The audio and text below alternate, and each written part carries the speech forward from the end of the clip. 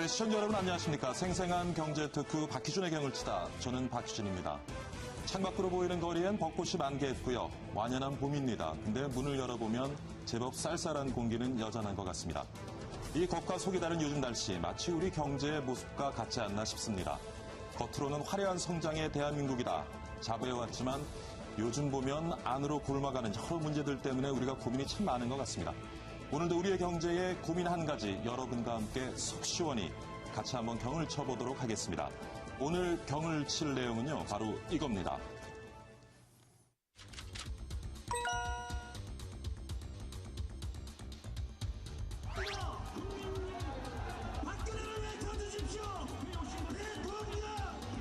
열겠다 하지 마시고 오늘 이 자리에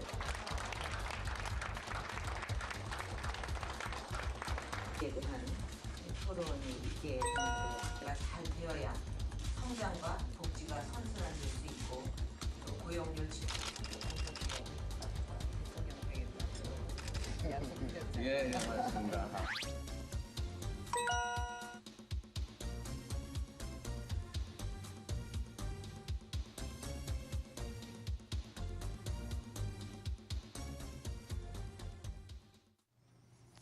네, 중소기업의 손톱 밑 가시 요즘 심상치 않게 들리는 말이죠. 손톱 밑 가시라. 여러분도 경험도 해보셨을 테고요. 한번 상상해 보십시오. 눈에 보이지는 않는데 계속 아리고 성가시게 괴롭히는 게 바로 이 손톱 밑 가시죠. 이런 표현이 등장한 이유는 다름 아니라요. 우리 중소기업경에서 보이지 않는 애로사항들이 많다는 얘기인 것 같습니다. 그렇다면 중소기업들이 꼽는 손톱 밑 가시로는 어떤 것들이 있겠습니까? 따지고 들면 수백 가지도 더 되겠지만 보시다시피 크게 5가지를 꼽고 있습니다. 먼저 납품 가격 후려치기죠. 대기업 납품에서 강압적인 납품 납품 인하가 종종 벌어진다고 합니다. 그리고 두 번째로 대기업의 중소기업 업종 진출입니다. 역시 최근에 말 참 많습니다만은 골목 상권 침해다 해서 최근에는 여러 대책들이 나오고 있습니다만 여전히 중소기업 입장에서는 만족스럽지 않은 것 같습니다. 그리고 기술 탈취와 인력 빼가기. 어렵게 인력을 키워놓으면 뭐합니까? 대기업에서 빼가고 기술 개발해놓으면 너무 쉽게 채가고 하는 일들이 벌어진다는 얘기죠. 그리고 중기 차등금리. 대출을 받을 때 대기업에 비해 차별화된 불합리함이 여전히 존재하고 있습니다. 마지막으로는요, 채용애로입니다. 뽑아놓은 인력 뺏기는 것 이전에 아예 인재 채용 자체가 어려움을 겪는 그런 중소기업들이 참 많습니다. 자, 어찌 보면 많이 제기되어 온 문제들이고요. 익숙한 얘기입니다만 여전히 우리 중소기업들을 괴롭히는 손톱 밑 가시들입니다. 과연 이번에는 이 가시들을 말끔히 제거할 수 있을지 오늘 이 내용에 대해서 여러분과 함께 경치는 시간 가져보도록 하겠습니다. 잠시 후에 뵙겠습니다.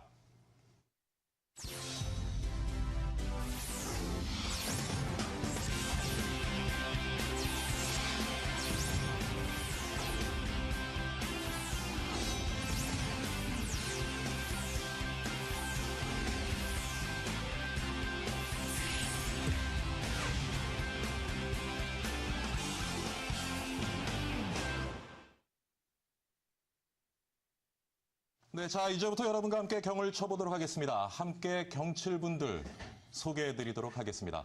오늘은 스튜디오에 3분을 모셨습니다. 먼저 혁신 전문기업 실용학회 나도성 회장 나오셨고요. 그리고 중소기업 옴부즈만 김문경 교수 나오셨습니다. 그리고 여러분 잘 아시는 김성수 문화평론가 나오셨습니다. 안녕하십니까? 안녕하세요. 예. 자, 방금 전에 제가 손톱 밑 가시에 대해서 얘기를 했습니다만은 오늘 그 내용에 대해서 얘기를 나눠보고요. 제가 질문을 드리는데 답을 해도 좋고요. 또 패널 여러분들 서로 이렇게 대화하듯이 편하게 진행하시면 되겠습니다. 자, 신정부 들어서 손톱 밑 가시가 하나의 키워드로 익숙해가고 있습니다. 보이지는 않지만 중소기업들을 성가시게 괴롭히는 손톱 밑 가시, 일일이 따져보면 한두 가지가 아니겠습니다만은 가장 우리가 뼈저리게 느끼고 있는 손톱 밑 가시, 어떤 것들이 있겠습니까? 제가 아까 5가지를 묶어서 소개를 해드렸는데요. 가장 중요한 게 방금 소개한 것은 그 시장에서 벌어지는 손톱 밑 가시가 되겠고요. 우리 중소기업들은 특히 이제 이 공공기관 납품을 많이 하고 있죠. 납품을 할 때도 보면 대부분 그 일정 규모를 요구한다거나 일정 전문가를 요구한다거나 이래가지고 소위 그 적은 기업들은 참여할 수 없는 그런 가시들이 아주 많이 있습니다. 그러니까 어떤 규모가 되지 않거나 하면 공공기관 입찰에 디자이너를 한 9명을 채용을 해라. 뭐 이런 게 있어야만 공공기관이 납품할 수 있도록 이런 제약이 많기 때문에 새로운 기업들 참여하기가 아주 어려운 이런 구조로 되어 있습니다. 그러니까 정부를 비롯한 공공기관부터가 중소기업들한테 조금 그렇죠. 불평등한 그러한 그래 정부부터 조건을- 잘해야 예. 시장이 대기업보다 잘 나갈 수가 있는 거죠. 김웅 교수님 어떻게 보세요? 뭐 그런 것뿐만 아니라 예. 그래도 이거는 이제 대기업 그러니까 그 정부라고 하는 주체도 있고요. 예. 또 나쁜 가격 후려치기 같으면은 대기업이라는 주체도 있습니다. 근데 그거 말고 완전히 그 현장에 체화돼서 예. 정말로 남들은 모르는 손톱밑까지는 끼면은 자기밖에 안 아프잖아요. 예, 예. 그렇죠? 그런 것들이 있습니다. 예를 들면 시험 검사 인증이 있습니다. 예. 우리가 보면 되게 KS 마커도 있고 KC 마커도 있고 품자 마커도 있고 예. 여러 가지 굉장히 많이 받습니다. 예. 물론 그 의도는 일정 정도의 품질을 담보하고 그다음에 안전을 담보하고 그러기 위해서 만든 그러한 인증제도입니다. 근데 그런 인증제도가 예. 사실은 중소기업에 굉장히 걸림돌로 작용하는 경우가 굉장히 많습니다. 그 예를 들면 그 화장실 들어가 보면은 제일 큰 화장지 길이가 얼마나 되는지 아십니까? 이렇게 붙박이로 걸려 있는 게 500m입니다. 500m요. 예. 붙박이로 걸려 있는 건. 써도 끝이 없더라고요. 예, 그 다음에 이제 그 집에 가면 쓰는 예. 게 그런 게 30m, 50m, 80m 이렇게 있습니다. 예, 예. 근데 똑같은 기계에서 똑같은 종이가 나오는데 다만 자르기를 30m 자르고 50m짜리 자르고 뭐 이렇게 해가지고 롤에 감습니다. 예. 근데 그거를 각기 품질 검사를 한다고 해서 30m짜리 잡아다가 똑같이 뭐 인장 강도, 흡습성 이런 거 다 따집니다. 그 다음에 50m 잡아다가 똑같이 다 합니다. 그러면서 다 똑같이 검사료를 받아가지요. 예. 그러니까 그걸 당하는 입장에서 보면은 정말로 화가 나지요. 욕나고요. 똑같은 거 가지고 이렇게 했으니까 이거 5만 원, 이렇게 했으니까 또 5만 원, 또 5만 원. 그러니까 이러한 것들이 사실은 그 업계에 체화된 것들이 굉장히 많습니다. 이제 그거 이외에도 예. 불필요한 인증 문제 네, 말씀하셨고. 그거 이외에도 이제 불필요한 교육 같은 것도 있죠. 그 예를 들면 PC방에서 소방서에서 나와가지고 이번에 안전교육 받아라 그런다고요. 그 다음에 좀 있으면 구청에서 나와서 또 받아라. 그런데 그 업주분들 참 네, 귀찮아하시더라고요. 내용이 80%, 90%가 사실은 같은 걸 가지고 각기 그렇게 할 때 인력 뺏기죠. 예. 되게 뭐 노래방 하면서 누가 있겠습니까? 그 다음에 교육비 내죠. 그래서 그러한 것들이 사실은 그 업에 이렇게 드러나지 않게 체화된 것들도 굉장히 많이 있죠. 요새는 특히 또 이제 이런 환경이라든지 안전, 그다음에 위생 이런 규제들이 상당히 필요가 있어서 많이 예. 나오지 않습니까? 그렇게 되면 그 규제를 할 때만 이게 차별을 하기가 좀 어렵거든요. 그래서 규제를 하다 보면 결과적으로 어려운 건 어디냐? 중소기업으로 오게 돼 있어요. 예를 들면 환경 뭐 관리하기 위해서 일정 자격증을 청해라. 예. 이렇게 되면 그거 다 규제가 중소기업에 되는 거고 대기업은 다 할 수 있는 거죠. 이런 문제점들이 너무 많기 때문에 그런 그 규제를 할 때도 아주 조심해서 해야 된다 이거죠. 그렇지만 대기업들은 받아들일 때 조금 못하기 때문에 그런 것들이 너무 많이 지금 깔려 있다고. 그 정부 입장에서는 국민들에게 일정 수준의 어떤 품질을 가진 서비스 그리고 안전이 보장된 서비스를 보장하는 것이 목적이지만은 예. 지나치게 불필요한 부분이 많다 이런 말씀을 하시는 것 같고요. 예. 어떻게 보세요? 저는 사실은 제 스스로가 중소기업, 뭐 자영업, 뭐 이런 일들을 해왔던 그 사람이기 때문에 굉장히 피부로 민감하게 느꼈던 여러 가지 것들이 있습니다. 창작극 오래 하셨죠? 그렇죠. 예, 연극을 하면서 소극장도 운영을 했었고 예. 기획사도 운영을 했었고 직접 그 공연 제작도 했었는데 현장에서 예를 들자면 아주 실제 사례를 거론을 하자면 예. 그 대기업이라고 할 수 있는 대형 기획사들은 돈들이 많으니까 TV 스팟을 막 때릴 수가 있어요. 홍보에 있어 절대적인 우위를 점하고 있는데 돈이 없는 사람들은 어떻게 보면은 몸으로 모든 홍보를 할 수밖에 없어요. 그런데 동일하게 규제는 가해집니다. 예를 들어서 길거리에 아무렇게나 포스터를 붙이면 안 되잖아요. 포스터를 붙이게 되면은 벌금이 과태료가 날라오지 않습니까? 네. 그 과태료가 대기업이라고 해서 많이 날라오고 뭐 중소기업이라고 해서 적게 날라오고 이러지 않아요. 그런데 실제로 그 입장들을 딱 들여다놓고 보면 이 중소극장들에서 하는 사람들을 홍보할 수 있는 방법이 포스터 붙이는 거 이외에는 거의 없어요. 누가 신문에서 실어주기를 합니까? 뭐 아니면 뭐 특별한 배우들이 나와가지고 거기를 갖다 알려주게 합니까? 할 수 있는 건 그야말로 아주 수동적으로 포스터 붙이는 일밖에 못 하는데 그 벌금이 엄청나게 때려진단 말이에요. 그런데 더 재미있는 것은 포스터를 붙여도 대기업들이 붙이는 거는 또 어떻게 그 붙이는지 모르지만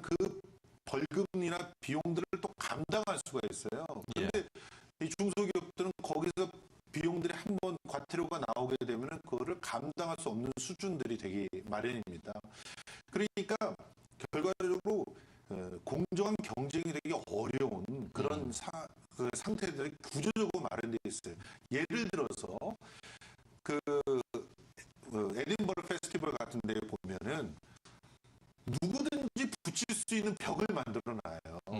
포스터를 붙일 수 있는. 그래서 그거를 자율적으로 규제를 하면서 예를 들어서 맨 처음에 붙인 데가 있으면 며칠 이후에는 그거를 자율적으로 띄게 만들고 그걸 붙이게 만든다든가 이런 식으로 해서 누구나 공동으로 돈 없이도 몸만 있으면 붙일 수 있는 벽들을 만들어 놓습니다. 이런 구간들을 만들어 놓으면요. 그런 것들이 하나의 볼거리가 되기도 하고 또 그것 자체가 그 많은 사람한테 공정한 기회를 부여해주기 때문에 경쟁력이 되기도 해요. 그래서 대학로에 이런 것들을 만들자라고 굉장히 오랫동안 제안을 했는데 정부에서는 전혀 받아들이지 않았죠. 실제로 그리고 나서 만들어 놓은 것들이 뭐냐면 돈 내고 붙일 수 있는 데를 또 만들어요. 그러면 그 돈을 낼 수 있는 사람들은 또 돈을 내야만 그것이 할 수 있는 것들이 되고 또 그걸 누군가가 또 위탁 운영을 하게 만들어요. 그러면 위탁 운영하는 사람들이 돈을 벌게 되는 이런 상황들이 만들어지는 것이죠. 이런 식의 사고방식 속에서는 결과적으로는 작게 하는 사람들이 혜택을 받을 수 있는 베이스들이 만들어질 수 없다는 생각들을 하게 합니다. 그러니까 뭐 이렇게 막대한 마케팅 비용을 들이지 않아도 영세한 중소기업들이 좀 고객과 소통할 수 있는 그런 장을 조금 정부에서 마련해주면 좋겠다는 얘기로 이해할 수 있겠습니다. 저는 경찰서에도 끌려가 봤는데요. 경찰 분들도 결과적으로는 길거리에서 음란한 그런 서비스에 포스터를 붙이는 사람과 예술 작품을 하는 포스터를 붙이는 사람을 동일하게 취급하거든요. 그럴 때의 그 상실감은 더 심하죠. 예, 또 뭐 어떤 것들을 우리가 생각해 볼 수 있을까요? 그래서 방금 그런 말씀이 있으시면 특히 이제 정부 쪽 얘기를 했었고요. 시장에서 보면 더 불공정이 너무 많은 거죠. 아까 얘기가 있었지만 그 대중소기업 간의 이 불공정한 관계에서 나타나는 각종 납품 단가 문제라든지 이런 것도 많고요. 또 지금 금융기관의 문제가 많습니다. 우리 원래 금융기관 참 문제 많아요. 지금도 아직도 담보를 요구하거나 실질적으로 뭐 비 올 때 우산 걷어버리고 말이지. 이런 게 너무 많기 때문에 이걸 어떻게 금융기관의 경영 행태를 바꾸느냐. 이건 뭐 손톱이 가시가 아니고요. 금융기관 경영을 바꿔야 됩니다. 그게 참 중요한 부분인데 그게 해소가 안 되는 거거든요. 그거 당장 뭐 대출 얼마 좀 더 해달라고 뭐 어떻게 하겠습니까? 그건 해결되는 게 아니고요. 그런 금융기관 경영 행태가 근본적으로 바뀌도록 하는 게 중요한 부분이다. 그 부분에 대해서는 저도 할 말이 있는 게 그 정부에서는 기금을 만들었어요.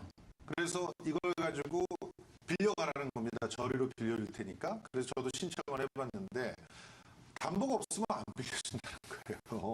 그런데 그 중소 그 공연들을 만드는 대부분의 사람들이 담보 물건이 될 만한 그런 집이나 이런 것들을 갖고 있지 못한 젊은이들이 많습니다. 그렇죠. 그래 그 사람들은 전혀 혜택을 못 받는 거예요.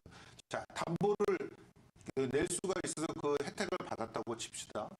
그 비용들을 갖다 갚아야 되는데 어느 순간이 되니까 거치 기간이 딱 끝나고 나니까 어마어마하게 원리금을 같이 갚아야 되더라고요. 이자는 낮더라도 이런 행태들을 바꿀 수 없는가? 좀 더 장기로 해줄 수 있는 방법은 없는가? 이런 부분들을 금융기관에 자꾸 요구를 했지만 금융기관에서 돌아오는 말들은 하나밖에 없는데 그러면 우리는 그거 갖고 징계를 받습니다.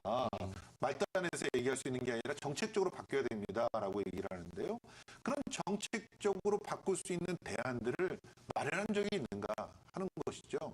이런 부분들은 심각하게 좀 바뀌어야 될 그런 상황이라고 생각합니다. 뭐 중소기업이 가지고 있는 기술이나 미래에 만들어내는 부가가치를 좀 평가해서 담보가 아닌 그런 것들을 통해서 좀 대출하는 방식도 제가 은행에다 어떤 얘기까지 했냐면 제가 자원봉사를 할 테니까 그런 상품을 만들어주시는 게 어떻습니까? 제가 대본 보고 이 작품은 될 만한 작품이니까 한번 대출을 좀 주십시오. 자, 저 극단을 보고 저 팀은 이렇게 이 예전에 작품 많이 했으니까 대출해 주십시오. 이런 식으로 제가 자원봉사를 해서 심사를 할 테니까 저한테 그런 건 맡겨주시는 게 어떻겠습니까 하는 얘기를 할 정도로 굉장히 어려운 그런 상황들이 있었습니다. 지금 뭐 이런저런 그 손톱 및 가시 사례들을 살펴보고 있는데요. 그렇게 말로 다 표현하지 못하는 많은 어려움을 해결하기 위해서 이번에 박근혜 정부는 친중소기업 정부를 표방하고 나섰습니다. 실제로 취임식부터 뭐 취임식을 기획하고 진행하는 기획사를 대기업이 아닌 중소기업을 선택했다고 하기도 하고요. 친중소기업 정책 방향에 맞추기 위해서 여러 가지 노력들을 하고 있는 것 같습니다. 과연 박근혜 정부의 출범 이후 손톱 및 가시 뽑기 행보에는 어떤 것들이 있는지 잘생기고 키 큰 강태호 캐스터가 한번 정리해봤습니다. 강태호 캐스터.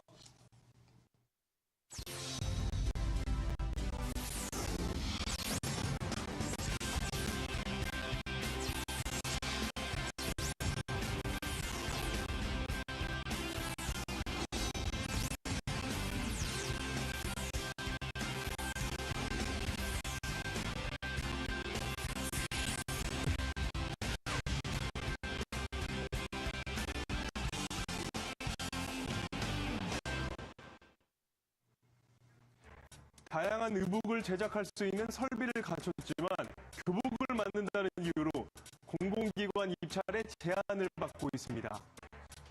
퇴직보험을 가입해야 외국인을 채용할 수 있는 규정 때문에 영세업체들은 운영에 막대한 지장을 초래합니다. 이 소리는 인천 연구소 송도 컨벤시아 118호실에서 인천 지역 기업인들과 소상공인들의 한섞인 목소리입니다.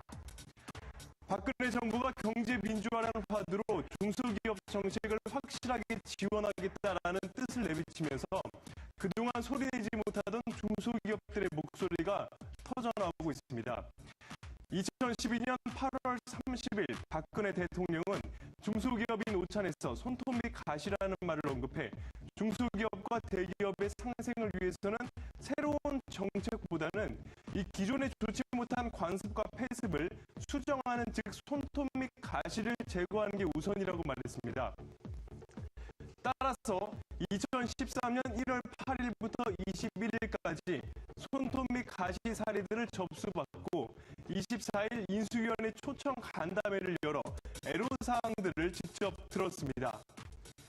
다음 달인 2월 19일 중소기업 중앙회는 인수위원회를 열어 다시 초청하여 2차 간담회를 개최했고 인수위원회는 1차 간담회 때 중소기업 중앙회가 제출한 손톱 및 가시 299건에 대해 관계부처 협의 조정을 거쳐 개선안을 마련했었죠. 여기서 규제 개선을 통해 확정 과제로 모니터링을 실시하겠다고 밝힌 건은 94건이었습니다.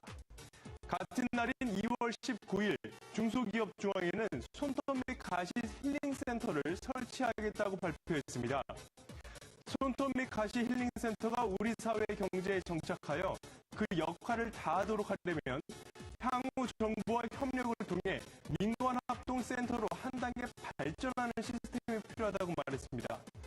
그 후 열흘이 지나기도 전에 2월 28일 중소기업청은 중소기업 중앙회 소상공인 진흥원 등 17개 중소기업 관련 기관과 함께 손톱 및 가시 뽑기 태스크포스를 구성하고 활동에 들어간다고 밝혔습니다.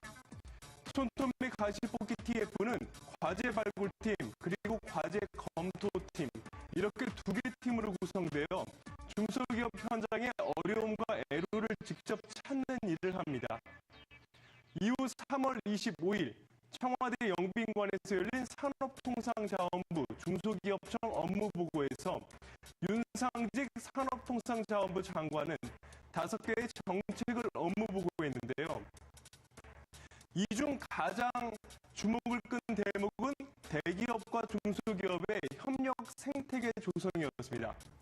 박 대통령이 취임 이후 중소중견기업 보호 및 육성을 위해 손톱 및 가시 뽑기의 필요성을 거듭 강조한 바 있기 때문인데요. 그동안 일방적 납품 단가 인하 등 과거에도 수차례 지적되어 온 이 대기업과 중소기업 간 불공정 관행은 이번에는 반드시 개선돼야 한다는 정부 의지가 담긴 것으로 보입니다. 이처럼 손톱 및 가시는 중소기업계는 물론이고 정부와 경제계에서도 많은 관심을 기울이고 있는 주제인데요. 이런 어려움을 해소할 수 있는 방안은 어떤 게 있을지 계속해서 스튜디오에서 경을 쳐보겠습니다. 네, 강태호 캐스터 잘 들었습니다. 신정부 들어서 중소기업 육성을 위한 여러 가지 규제 철폐에 관한 노력 우리가 같이 한번 살펴봤는데요. 사실 뭐 역대 정부 중에 중소기업 육성 얘기 안 한 정부가 없고 규제 철폐에 대해서 더 얘기 안 한 정부가 없습니다. 이번에는 뭐 키워드가 손톱 및 가시긴 하지만 지난번에는 뭐였죠? 전봇대. 예, 전봇대. 그 뭐 항상 그 새로운 정부가 출범할 때마다 늘 나오는 얘기는 하는데 아직까지도 뭐 뚜렷하게 이게 중소기업 육성을 위한 그런 우리 사회 기반이 잘 조성되어 있지 않은 것 같고요. 통계를 보면 지금 기업의 99%가 중소기업입니다. 그리고 뭐 최근 성장률 얘기 많지만 이제 대기업 중심의 경제 성장에는 한계가 와 있다. 이제 정말 뭔가를 우리가 좀 보여줘야 될 텐데 근데 이러한 여러 가지 어려움, 근본적인 원인은 어디 있다고 보세요? 저는 아까 우리 선생님들도 지적을 하셨지만 근본적으로 시장이 불공정하기 때문이 아닌가. 사실 자본주의의 시장 경제를 얘기할 때 가장 기초가 돼야 될 것이 동등한 기회를 제공해 줘야 된다는 거 아니겠습니까? 그리고 시장 안에서는 정확하게 룰을 세워서 그 룰이 모두에게 적용될 수 있도록 해야 된다는 것인데 실제로 지금 여러 가지 이유들 때문에 강자에게 일방적으로 유리한 룰들이 관철되고 있는 거거든요. 제가 이제 아까 말씀하셨던 공공기관에서 일을 좀 했었던 적도 있었는데 저는 그 동네에 있는 사회적 기업에게 기회를 많이 주고 싶었어요. 그런데 이 사회적 기업들은 자본금도 없고 이전에 실적도 미비하기 때문에 양질의 생산품들을 만들고 있음에도 불구하고 애초에 입찰조차 들어올 수 없는 그런 상태였습니다. 그러다 보니까 결과적으로 공공기관의 식당이라든지 커피숍이라든지 이런 것들을 따내는 데들은 대기업들이에요. 그 대기업들이 따내서 결과적으로는 그 양질의 그 상품들을 만들어내기 위해서는 원가니 이런 것들을 갖고 다툼해야 되는데 대기업들은 일정 정도 경쟁력이 있기 때문에 그런 다툼들을 할 수조차 없는 상황들이 벌어지고 그러면 또 대기업들한테 끌려갈 수밖에 없는 상황들이 만들어지거든요. 이런 상황들이 단적인 예로 시장 안에서 실질적으로는 경쟁이 제대로 이루어지지 못하고 있는 근데 지금 모습입니다. 제가 보면은 아까 처음 말씀하신 게 같은 룰을 만들어서 대기업이건 중소기업은 같이 적용해야 된다. 근데 지금 말씀을 들어보니까 같은 룰을 가지고 대기업하고 중소기업한테 같이 적용을 하기 때문에 지금 어떤 그 공정한 경쟁 관계가 만들어지 약간 좀 이게 두 가지 의미인데요. 예. 실제로 룰을 정해놓고 같이 적용하지 않는 경우들도 있고요. 예. 그 룰을 또 어떨 때는 가혹하리만큼 일반화시켜서 적용을 하기 때문에 생기는 문제들도 있다는 것이죠. 그 부분 관련해서는요. 그 공정한 룰 관련해서는 우리 법이 기본적으로 미국식 공정거래법을 배워왔습니다. 실질적으로요. 그렇기 때문에 우리는 공정한 거래라는 게 시장에서 자유로운 경쟁을 얘기하고 있어요, 기본적으로. 그래서 우리 중소기업 간 담합을 해가지고 필요하면 경쟁이 돼야 되는데 그 엄격하게 금지하고 있죠. 독일이나 여러 나라는 중소기업 간 담합, 중소기업 간 협력하는 경우에는 그건 허용을 하고 있거든요. 우리는 미국식이라 그렇지 않습니다. 그래서 이 부분이 우리는 상당히 독일식 이런 제도를 시스템을 도입하자는 얘기도 있습니다. 그걸 가야 되는 필요가 있는 거고요. 또 한편으로 아까 말씀드린 그 공정한 경쟁 시장뿐만이 아니고 우리 사회가 이제 근본적으로 문제가 있는 것은 강자들 간의 커넥션 구조가 좀 심각하다는 얘기입니다. 이 부분은 법 제도만이 아니고요. 우리 행태까지 그렇습니다. 예를 들면 인류대학을 나와야 사회를 지배하는 시스템이 되기 때문에 기본적으로 그런 구조가 되어 있습니다. 그래서 미뤄지는 구조가 되다 보니까 결과적으로 불공정하게 되는 거죠. 뭐 제도 하나 만들 때도 강자들끼리 뭐 똑딱똑딱해서 만들어진 거란 말이에요. 그게 가장 큰 문제다. 그래서 그것도 지혜가 있겠습니다. 이렇게도 볼 수 있어요, 사실은요.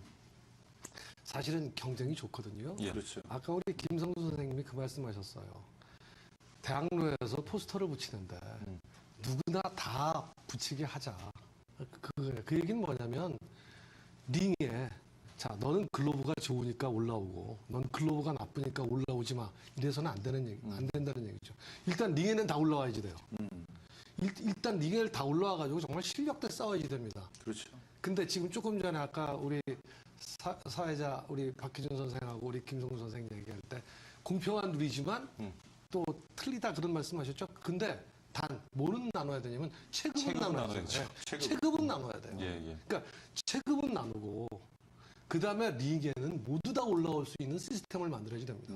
글러브 큰 거 낀 사람, 글러브 작은 낀 사람 거기에 차등을 둬서 링에 올라오지 못하게 하는 거는 옳은 시스템이 아니고 그러니까 사실 정부가 해야 되는 거는 아까 우리 그 김성수 선생님께서 얘기할 적에 그런 말씀을 했어요. 지원금을 나눠주면 어차피 큰 데가 간다. 근데 우리가 지원금이라고 하는 건 결국은 국가 자원의 배분의 문제거든요. 그렇죠. 근데 그 배분을 할 적에 우리도 모르게 가지고 있는 큰 생각이 하나 있습니다. 그게 뭐냐면 선택과 집중이에요. 그러니까 잘하는 애를 잘하래. 그러니까 옛날에 흥분의 집에서 자식이 여러 가지인데 다 먹일 수가 없으니까 그 중에 제일 잘하래. 하나만 먹여가지고 키우자. 그러는 지금 김 교수님 말씀하시는데 사실 우리나라 중소기업 지원 정책이나 지원금이 적은 편이 아니잖아요. 아니죠. 그렇죠. 예. 지금 뭐 지원 정책이 한 3천여 개가 된다고 맞습니다. 제가 들은 것 같은데 이렇게 많은 지원 정책을 가지고도 그것도 정부가 들었을 때마다 이런 정책들을 쏟아내고 돈을 퍼붓는데 이게 해결이 안 된다는 그러니까 거예요. 지금 제가 그것까지 얘기할게요. 바로 지금 그러다 보니까 누군가는 선택을 해야 됩니다. 그러니까 아까처럼 뭐 매출액이 얼마, 규모가 얼마. 왜냐하면 객관적으로 할 만한 사람이 했다는 걸 보여줘야 근데 자금 지원을 통한 중소기업 육성 그게 바람직한 그래서 제가 걸까요? 얘기하는 거예요. 그래서 제가 그렇게 돈을 써서는 안 된다는 얘기죠. 선택과 집중이 아니라 공정한 경쟁을 할 수 있는 플랫폼에다가 사실은 국가 그렇죠. 돈이 들어가야 된다 그런 얘기입니다. 그러니까 누구나 올라올 수 있는 링을 만든다거나. 링을 만드는데 돈을 써야 된다. 그렇죠. 링에 오르는 그렇죠. 선수한테 네. 돈을 쓸 것이 아니라. 그래서 그렇게 해야지 비로소 우리가 얘기하는 경쟁 시스템이 제대로 작동한다고 생각합니다. 사실은 경쟁을 해야지 돼요. 근데 우리가 선택과 집중을 해서 몇 개를 뽑게 되면은 늘 부익부 빈익빈으로 갈 수밖에 없습니다. 그게. 그래서 이제 창조 경제라는 얘기가 근데 나오니까 보니까 이게 돈으로 지원을 하다 보면 돈이 또 이렇게 권력을 만들어내고요. 그렇죠. 그러면서 규제가 또 생겨버리게 맞습니다. 되더라고요. 우리는 돈만 지원되는 게 아니고요. 뭐 기술, 인력 다양하게 팔로 막 지원이 되고 있거든요. 있는데 방금 김문경 ombudsman께서 말씀하셨지만 우리 중소기업 정책 부분에 있어서 바뀌어야 될 게 몇 가지가 있습니다. 중요한 것은 아까 말씀드린 인프라 쪽으로 지원을 해야 되는 게 있고요. 그렇죠. 두 번째는 중요한 게 뭐냐면은 지금 현재는 개별 기업에 대해서 지원하는 시스템입니다. 그렇죠. 개별 기업에 지원하면 시장에서는 아무리 지원해봐야 시장 경쟁이 될 수 없는 거거든요. 그럼 그 개별 기업들이 대기업들과 경쟁할 수 있는 구조를 만들 때 지원을 해야 되거든요. 그게 바로 네트워크 또는 협업을 할 때 지원하는 이 구조로 가야 되는데 그 구조가 잘못되어 있습니다. 그래서 전부 개별 기업 주다 보니까 실제로 뭡니까? 엄발에 오줌 누기 이런 얘기가 나오지 않아요? 그렇기 때문에 그걸 좀 바꿔야 될 필요가 있고요. 또 하나는 규제 같은 걸 지금 각 부처에서 하거든요. 필요합니다. 필요한데 그 규제를 할 때 신중해야 됩니다. 그 부분이. 우리는 규제를 할 때 대부분 그냥 비슷하게 해버리거든요. 하고 나면 전부 중소기업 죽이는 꼴이 되니까 그 부분을 여기 와 계시지만 중소기업과 대기업을 잘 체급화시켜가지고 규제를 그렇게 해야 되는데 실제 우리는 규제가 그렇지가 않습니다. 그리고 또 하나 이번에 지금 뭐 신정부 들어서 중소기업 육성 얘기 많이 하잖아요. 그러니까 부처별로 이게 좀 뭐 잘 해보겠다고 막 이렇게 쏟아낸단 말이에요. 그러니까 일관성을 잃고 너무 백화점 열거식으로 지금 지원 정책들이 막 쏟아져 나오지 않나 싶은데 뭐 좀 어떻게 우리가 컨트롤 타워를 가지고 접근해야 되지 않나 하는 얘기도 있습니다만 기본적으로 그 정책에는 그 거시적인 그런 안목에서 마련하는 정책들이 필요하고요. 그게 아까 그 김문겸 선생님께서 말씀하신 것처럼 인프라에 정확하게 투자를 해서 같이 링에 올라갈 수 있게끔 해주는 그런 투자들을 쭉 해야 되고 그리고 나서도 보니까 빠지는 것들이 있더라. 그럴 때 그런 정책들을 하나하나 골라가지고 맞춤식 그런 그 정책들을 마련을 해야 되는데 지금 현재 보면은 거시적인 안목에서 뭔가를 제시해야 하는 그런 컨트롤 타워는 없어요. 그리고 아이디어는 계속 쏟아지는 그런 형태로 진행이 되고 있거든요. 그런데 그러다 보면 결과적으로 나중에는 정책에 있어서 일관성이 해쳐지게 되니까 정부가 빠른 사람이 결과적으로 잘 네트워크가 돼 있거나 혹은 그 정보 인프라에 접근이 가능해서 그런 것들이 빠른 사람들만 혜택을 보는 그런 상황들이 벌어지는 것이거든요. 지금 중요한 것은 오히려 지금 가장 큰 문제가 되고 있는 핵심적인 사항. 그러니까 불공정한 시장을 개선하기 위해서 어떤 데 투자를 해야 되는가를 먼저 세우고 그리고 그게 이제 큰 틀을 만들어 놓으니까 그러면 여기서 빠져나가게 되는 데들이 어떤 것들이 있더라. 그러면 그런 부분들을 찾아서 거기에 맞춰서 정책을 갖다 이런 거 실행해보자. 이런 방법을 취해야 되지 않나는 생각들을 하고 그리고 있습니다. 또 하나가 이게 이제 결국에는 사람 얘기인데요. 중소기업 뭐 볼멘소라는 가장 많이 하는 얘기 중에 하나가 사람 구하기 힘들다는 거죠.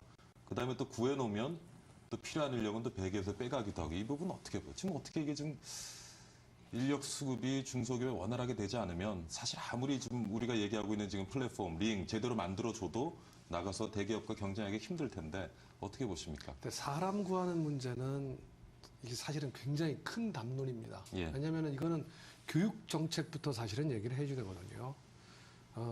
우리가 반값 등록금 해서 1년 보면 그 누구나가 대학 갈 수 있게 만들자라는 뜻이 있지만 사실은 과연 전체적으로 볼 적에 모든 사람이 다 대학을 갈 필요가 있느냐라는 얘기가 되거든요.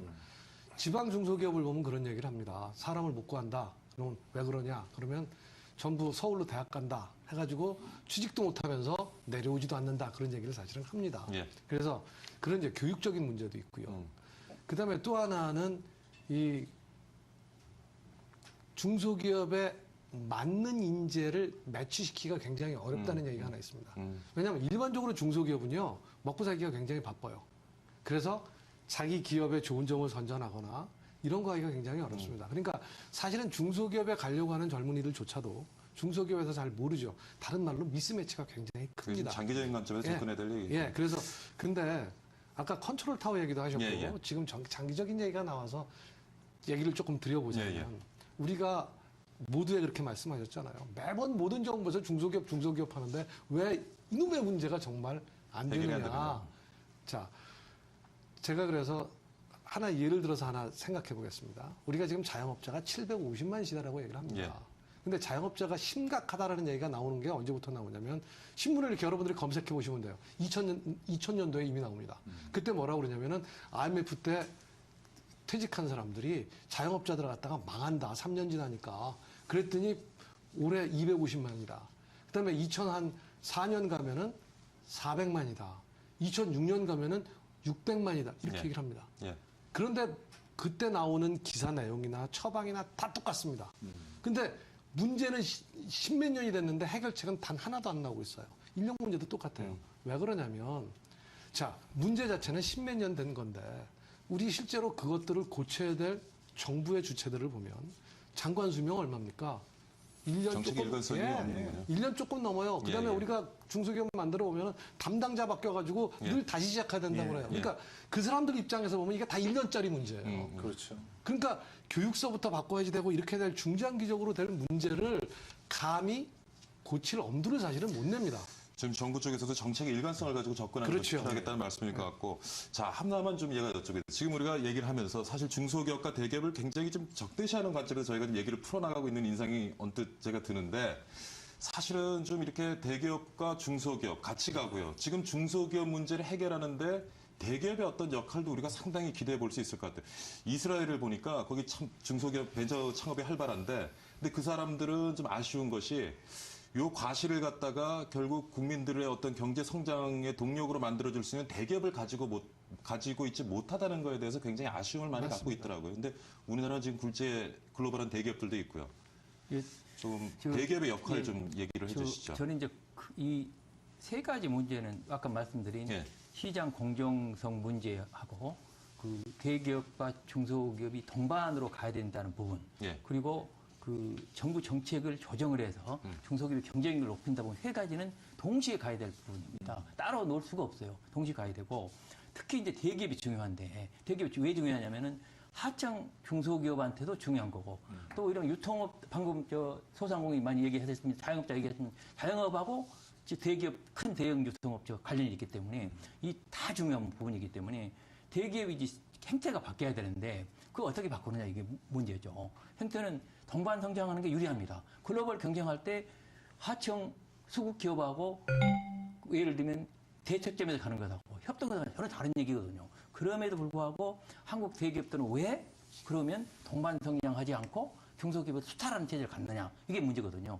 그거 이제 동반성장할 때 구조로 가야 되는데 그 부분이 바로 대기업의 지배구조와 관련이 있습니다. 크게 보면 대기업들이 어떻게 돈을 벌어서 주주들만 주기 때문에 그런 일이 벌어진단 말이죠. 그런 부분을 대기업 지배구조 문제까지 같이 터치되는 것이 이 문제를 해결의 접점이 되는 거죠. 그리고 대기업들이 중소기업을 도와주면 오히려 잘 된다.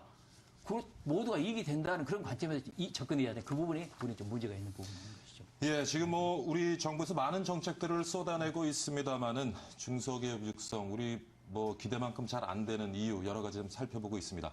자, 전화 연결 한번 해보고요. 다시 토론으로 돌아오도록 하겠습니다. 지금까지 중소기업 중심의 이야기들을 나눠봤는데 이렇게 모든 지원책이 중소기업만 집중되다 보니까 또 좀 서운하다는 반응이 일간에서는 나오고 있는 것 같습니다. 바로 중견기업들 얘기입니다.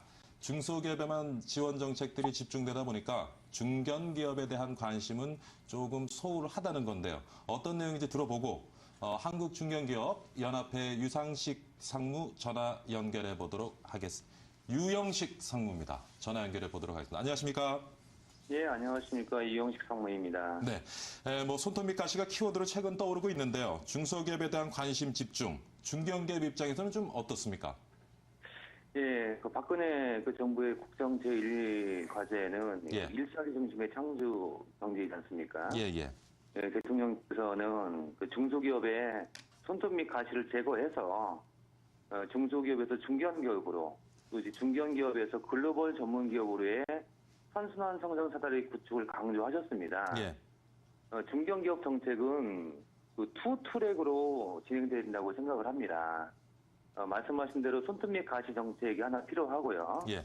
또 하나는 중견기업에서 글로벌 전문기업으로 성장하는 이러한 그 차별화된 그런 정책이 필요하다고 생각합니다. 이 손톱 및 가시 정책이 뭐 중견기업한테 서운할 이유가 전혀 없다고 생각합니다. 예. 그러면 뭐 상무님이 보시기에 중견기업의 성장 장애 그리고 기업 활동 애로 어떤 것이 있다고 보시는지요? 예, 중견기업으로 성장을 하면은 예. 우선 각종 그 지원이 그 축소가 되고 예. 또 갑자기 그 규제가 그 증가하게 됩니다. 예. 즉 대기업과 동일한 규제를 받게 된다는 거죠. 이러한 것들이 중견기업의 부담을 증가시켜서 기업 스스로 성장하는 그런 성장의 걸림돌로 작용하고 있습니다. 네. 현재 이러한 그 중견기업들에 대한 정책적으로는 다음과 같은 지원이 필요하다고 생각을 합니다. 첫 번째는 이 중견기업에 대한 관련 법제가 예. 좀 더 구체적으로 정비되어야 될 필요성이 있다고 생각합니다. 그러니까 현재는 그 산업발전법 내에 예. 중견기업에는 정의가 있지만은 다른 법령에는 이 중견기업에 대한 개념이 도입되지 않고 있습니다. 중견기업을 제대로 정해놓지 못하고 있군요. 예, 그렇습니다. 그래서 전반적으로 중견기업 육성에 관련된 전반적인 법이 필요하고 예. 다른 법령에도 중견기업에 대한 개념을 예. 도입해야 될 필요성이 있다고 생각합니다. 알겠습니다. 자, 그렇다면 뭐 앞으로 어떤 좀 중견기업을 위한 지원 정책 필요하다고 보시는지요? 여러 부문이 있습니다. 뭐 예를 들자면은 예. 현재 하국법상에 보면은 그 중소기업만 수급사업자로 지위를 부여하고 있습니다. 예. 근데 이런 부분에도 중견기업도 일정한 그 규모의 기업들도 수급사업자의 지위를 예. 부여해야 될 것 같고요. 또한 뭐 세액공제라든가 조세 부분에 대해서도 많은 부분이 그 중견기업 구간을 위해 중견기업한테는 일정 구간을 정해서 지원을 해야 될 필요성이 있다고 생각합니다. 네. 자, 오늘 유영식 한국중견기업연합회 상무와 중견기업 육성 지원책에 대해서 같이 한번 얘기 나눠봤습니다. 오늘 전화 감사드립니다. 예, 감사합니다. 네. 예. 뭐 지금 얘기를 나눠봤습니다만은요. 이게 사실 우리가 아까도 뭐 상무님이 얘기를 했는데 중견기업에서는 또 제대로 정의를 해놓지 못하고 뭐 필요한 지원 정책이 만들어지지 않기 때문에 중소기업에서 중견기업을 커갈 수 있는 기회가 있음에도 불구하고 그런 지원책들을 계속 받기 위해서 더 이상 성장을 멈추는 뭐 피터팬 증후군이라고도 합니다만은 어떻게 보세요? 사실은 그런 면이 있습니다. 그러니까 일반적으로 보면은 일단 중견기업으로 되면은 보통 한 50여 개의 지원책이 끊기고 예. 중소기업 일대에 비교해서 그다음에 이제 이게 대기업 취급을 받기 때문에 한 60여 개의 새로운 규제를 받는다. 그런 얘기를 합니다. 근데 지금 우리가 중견기업을 사실은 우리가 요즘에 얘기를 꺼내는 그 근본적인 이유는 일자리 창출 때문에 그렇습니다. 우리의 산업 구조가 대기업들은 너무나 고도화되기 때문에 더 이상 일자리 창출이 되지 않습니다. 근데 그렇다면은 그 아랫단에서 일자리 창출을 해줘야 되기 때문에 우리가 중견기업을 키우자 그런 얘기를 합니다.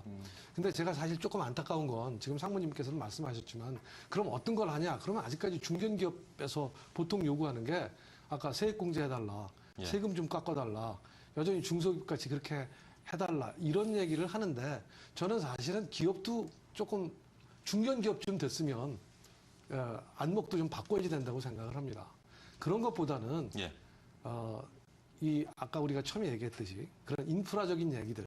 그러니까 사실은 중견기업이 크려면 글로벌화 돼야지 되거든요. 그렇죠. 그러니까 우리가 그 독일의 중견기업과 우리가 비교할 때 독일의 중견기업을 우리가 보통 히든 챔피언이라고 얘기합니다. 가장 큰 차이가 글로벌라이제이션이에요. 그러니까 글로벌화가 되어 있느냐 안 되어 있느냐. 왜냐하면 매수 시장은 어차피 작거든요. 뭐 독일도 인구가 그렇게 많은 나라는 아닙니다. 그러니까 우리나라도 그렇고 한다면 결국은 국제적으로 나가야지 되는데 그러니까 우리가 글로벌화로 갈 수 있는 그런 인프라를 정부가 좀 한다거나 뭐 그건 여러 가지 아까 우리 나 교수님께서 얘기하신 뭐 네트워크도 될 수 있겠고요. 정보도 될 수 있겠고요. 아니면 거기에 걸맞는 인력의 훈련 뭐 이런 쪽으로 사실은 정부가 저는 맞춤형으로 좀 자, 그렇다면 중소기업이 중견기업으로 이제 커가는 데 있어서 어떤 좀 그런 지원이 이제 필요하다고 보시는 저도 지금 말씀하신 국제화가 필요하다라는 말씀을 하셨는데 김은경 교수님과 동감인데요. 우리 중견기업을 어떻게 끌어가느냐는 이제 중요한 포지션입니다. 그런데 이게 독일식 히든 챔피언으로 가야 되는 게 맞습니다. 맞고요. 그 부분을 정부가 무슨 세금을 더 깎아주거나 뭐 해서 한다는 것보다는 해외로 나가서 국제 경쟁을 할 때는 이제 문제가 핵심적인 몇 가지가 있어요. 그 중에 하나가 사람 문제입니다. 중견기업으로도 상대방이 안 가요. 중견기업 돈 많이 벌었다고 합니다. 돈을 벌었는데 사람이 안 온다 이거예요. 사람이 갈 수 있도록 만드는 게 대단히 중요합니다. 근데 그 정부가 할 수 있는 방법이 있습니다. 중견기업 브랜드를 높여주면 됩니다. 높일 수 있거든요. 그거는 정부가 조금만 노력하면 할 수 있는 일이기 때문에 그 브랜드를 높여주고요. 또 한편으로 정부도 지금 그걸 하고 있거든요. 해외로 나갈 때 중견기업이 마케팅 역량이 좀 떨어진 부분이 있거든요. 그걸 정부가 서포트 해주면 충분히 갈 수 있는 부분. 그래서 정부는 가능하면 중견기업에 대해서는 이런 글로벌 진출이라든지 그 중견기업이 필요한 브랜드, 사람 부분에 집중적으로 역량을 투입하는 것이 바람직하다 저는 이렇게 생각을 합니다. 지금 뭐 중소기업과 중견기업 육성에 있어서 정부의 역할 얘기를 많이 하고 있는데 사실 기업 자체로서도 좀 혁신 의지나 혁신 활동을 이전보다는 좀 더 열심히 해야 되지 않을까. 그렇죠. 저는 그 마케팅 능력에 대해서 얘기를 할 때 특히 뭐 제가 있던 곳을 예를 들면서 이렇게 얘기를 하자면 대학로 내에도 중견기업이라고 할 수 있을 만한 팀들도 있어요. 그런데 이 팀들은 꼭 자기들 생각만 하고 있거든요. 그리고 자기도 여전히 지원을 받아야 될 대상이다 이렇게 주장을 하고 있는데 조금 생각을 바꿔서 자기네들끼리 지금 요즘에 유행인 협동조합 같은 걸 만드는 거예요. 그렇게 만들어서 마케팅에 어떤 솔루션을 딱 제공을 해버리면 그걸로 얼마든지 대기업이라고 할 수 있는 그 CJ ENM 같은 데와 겨루어서 싸울 수가 있습니다. 그리고 특히나 라이센스 같은 걸 해외에서 따와야 되잖아요. 따와야 그런 큰 그 공연들을 갖다 만들어낼 수 있는데 그럴 때 그런 협동조합의 형태로 따오게 되면 훨씬 더 경쟁력을 갖출 수가 있고 신뢰도를 높일 수가 있어요. 근데 그런 노력들을 사실 하지 못한다는 거죠. 근데 오히려 그런 것에 정부가 조금 돈을 주면 됩니다. 니들끼리 중견기업끼리 협동조합을 만들어서 마케팅 솔루션을 제안한다. 거기에 지원금 줄게. 혹은 그렇게 하면은 해외의 시장을 뚫어줄게. 이런 식의 혜택들을 준다고 하면 분명히 나설 수 있는 팀들이 생길 거라고 생각을 하는데요. 그런 식의 중견기업의 자구책들도 충분히 이렇게 그 평가받을 수 있는 그런 시스템들이 좀 됐으면 좋겠다는 생각이 자, 지금 이제 중소기업이 중견기업으로 커가고요. 중견기업이 또 대기업이 되고 이런 아주 선순환 구조가 만들어지면 좋은데 사실 이제 좋은 기술이나 뭐 제품을 가지고 있지만 지속적으로 성장해 나가기는 자금이나 여러 가지 문제 한계 있는 기업들이 많고 그러다 보면 우리도 좀 이렇게 생각이 나는 것이 미국같이 M&A 시장이 좀 활성화가 되면 좋은 기술 개발해서 어느 정도 회사 되면 대기업에서 제값 쳐주고 기술도 사주고 회사도 사주고 그럼 그 돈 받아서 또 좋은 아이디어로 또 창업. 이 한국의 M&A 시장 어떻게 보세요? 그래도 우리가 그래서 벤처 정책을 정부가 열심히 썼습니다. 그래서 2000년대 들어와가지고 어려운 가운데서 우리가 상당히 성장 동력을 그쪽에 찾았는데요. 우리 벤처 시장의 가장 큰 문제 그거가 있습니다. 문제는 기업들이 일정 기술을 가지고 성장해서 필요하면 팔아야 되는데 예. 우리 기업인들 생각이 그걸 자기 기업이라고 생각을 하는 게 이게 문제가 있습니다. 근데 그 부분을 어떻게 그러니까 재벌들 행태에 대해서 얘기하지만 중소기업 맞습니다. 사장님들도 그런 생각을 많이 그 하세요. 부분이 왜 그러냐면요. 바로 그게 우리 중소기업 정책이 너무 많기 때문에 그렇다는 거죠. 그렇게 많지 않으면 시장에 가서 팔아야 되는데 정부 정책을 지원받기 위해서 이렇게 남아있는 거예요. 예. 그게 같이 연결되어 있는 부분이기 때문에 아까 말씀드린 대로 불공정 생태를 고치면서 중소기업 정책을 대폭적으로 정비할 필요가 있습니다. 그래야 그게 살아납니다. 그래야 M&A 시장이 살아날 그렇습니다. 것이다. 예. 예. 또 하나는 그게 있죠. 시장의 투명성도 높여야지 돼요. 네, 맞습니다. 예. 그러니까 사실은 좋은 기업을 살려고 하는 데도 사실은 많습니다. 예. 그런데 사실은 시장의 투명성이 별로 없기 때문에 이 기술이 과연 그만큼 시장성이 있는지, 가치가 있는지, 그걸 객관적으로 우리가 보증해 줄 수 있는 그런 근데 데가 아까 그 사실 얘기랑도 없어요. 통하는 것 같아요. 아까 그 담보대출 얘기하셨는데 그런 거랑 담보대출이라는 또 건 맞아요. 담보가 아닌 기술 중심의 그렇죠. 대출을 해주더라도 네. 우리가 가지고 있는 기술이라든가 지적재산권에 대해서 뭔가 제대로 가치비를 측정하고 평가할 수 있는 뭐 체계가 좀 아직까지 없죠, 요즘. 예. 아직까지 사실은 제대로 된 체계가 없었고요. 몇 번 시도를 했는데 예. 정부 주도로 했었는데 그 이제까지는 그 정부 주도로 할 실패했습니다. 일은 또 아닌 것 맞습니다. 같고요. 예. 시장에서 그걸 하셔야 돼요. 예. 그러니까 그럴 때 우리가 사실은 생태계라는 말을 쓰게 됩니다. 그러니까 벤처 생태계를 어떻게 만드느냐. 창업부터 엑싯까지. 그리고 그 엑싯 전에 그러니까 엑싯의 IPO, 그다음에 M&A 이렇게 있어야 되는데 그것들이 선순환 구조로 갈 수 있는 그러한 것들을 만들어야 되는데 그게 가장 사실은 어려운 게 하나는 아까 말씀하신 기업인들의 의식과요. 또 다른 하나는 그 투명성. 그러니까 정부의 비대칭성이 너무 크다는 얘기죠. 그러니까 여기에 이걸 없애기 위해서는 정부가 이 시스템에 나름대로 좀 신경을 쓰고 이 시스템을 만드는데 정말로 특단적인 조치를 좀 취해야 될 거라고 생각을 합니다. 저도 이 관련해서 예. 이 문제를 정부가 해결하는 데 있어서 중요한 포인트가 있는데요. 지금 정부 모든 지원 정책이 많기도 하지만 또 대부분이 단발성으로 그냥 주고 마는 거란 말이죠. 그렇게 되면 바로 시장이 그렇게 움직이게 돼 있습니다. 그래서 시장이 작동되게 하려면 얘는 정부 모든 지원 정책을 소위 프로젝트 매니지먼트화 해야 됩니다. A라는 프로젝트가 시작돼가지고 끝나는 시점까지 우리 벤처 생태계도 마찬가지거든요. 시작되면서 끝나는 시점까지 예. 그걸 따라가면서 체킹해주는 시스템이 정부로 바뀌어야 그 박근혜 정부에서 얘기하는 상조 경제가 실현이 됩니다. 그렇죠. 절대 그렇게 하면 실현이 될 수가 없습니다. 그게 핵심적인 과제 중 하나입니다. 저는 그걸 꼭 그 신정부가 그런 정책을 썼으면 좋겠다 하는 생각을 갖고 있습니다. 예. 그게 우리 공기업이나 공공기관을 합리화하는 방법이기도 합니다. 아까 이제 뭐 우리가 가지고 있는 기술 같은 거를 제대로 평가하고 거기에 대해서 가치를 그런 시스템이 마련돼야 되겠다 하는데 사실 미국이 가지고 있는 그런 벤처 캐피탈이라든가 엔젤 투자 이런 것들 참 보면 부럽거든요. 예, 그렇죠. 우리도 좀 그런 시장을 좀 만들어 가야 될 텐데. 그런 시장들을 우리가 만들어 가야 되는데라는 당위만 갖고는 이게 되지 않고 그런 투자들이나 이런 과감한 시도들을 했을 때 예. 거기에 따른 혜택들이 있어야 된다고 보거든요. 근데 지금 우리 정부 정책에서 제일 안타까운 부분 중에 하나는 어떤 거냐면 예를 들어 기부를 한다든가 혹은 기부성이 있는 투자들을 한다든가 다소 리스크를 안고도 기부와 비슷한 성격들의 투자를 한다거나 이럴 때는 그런 거에 오히려 세제 혜택들을 줘야 된다고 저는 생각을 하는데 혹은 뭐 공제를 해가지고 뭐 세금들을 줄일 수 있는 절세 대책을 갖다가 그렇게 마련한다거나 이렇게 해줘야 된다고 생각하는데 오히려 그런 걸 줄이고 있어요. 그러니까 이런 부분들은 사실 앞뒤가 안 맞는 게 아닌가 하는 생각들이 들거든요.